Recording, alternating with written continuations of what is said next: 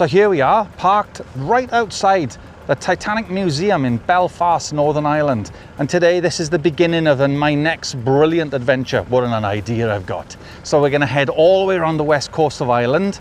So we're gonna see, I don't know, rugged terrain, cliffs that would scare the living daylights out of your grandmother. We're gonna head all the way around, exit on a ferry over to Spain, and then we're going to head through Spain all the way into Morocco, into the southern Sahara, and possibly into Mauritania. I haven't decided yet to see how much time we've got, but it's going to be a several-week adventure, and this is a series of videos that I'm going to be putting out.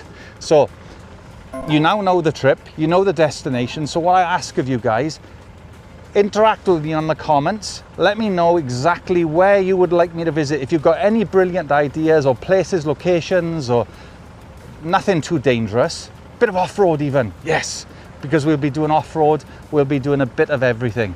So I can't park here too long. I've got the engine running. I shouldn't really be parked here anyway, hence number plate blocked out. Okay, we'll see you on the road.